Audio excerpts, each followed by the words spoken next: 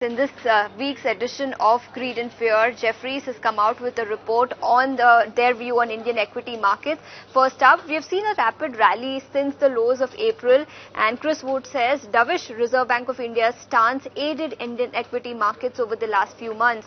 Mahesh Nandurkar also says that after the 50 basis points rate cut that we saw by the Reserve Bank of India a few days ago, we will see another 25 basis points rate cut by the end of this year, and further 50 basis points rate cut next year as well. So some important commentary that has come in with respect to RBI governor's action and the due course going forward as well.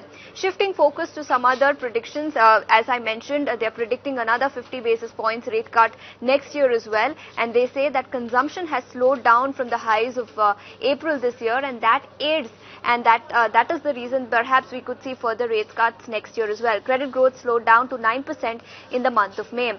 Markets have rebounded, but despite that, valuations continue to remain a concern, especially for the mid-cap space, where they say mid-cap valuations have become a concern on account of the surge that we have seen in the last few trading sessions. Now, apart from that, as far as valuations are concerned, Nifty 12-month forward earnings, Nifty trades at about 22.2 times, and mid-cap 100 index trades at about 27 times, and it has run up over the last few trading sessions. Now, as far as the real estate sector is concerned, Chris Wood is very positive. He says that we are in the 5th year of upturn, and there are more legs to this real estate cycle upswing that we are seeing in the last few years.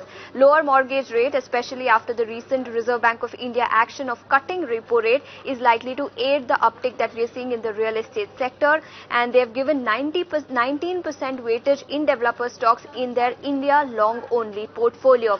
Now, they've also made several changes to their India portfolio. Of course, as far as their pre-sales of top 7 real estate sector companies is concerned, that is likely to inch higher in FY27. As far as their changes, model portfolio changes are concerned, they are saying L&T, Thermax and Godrej Properties.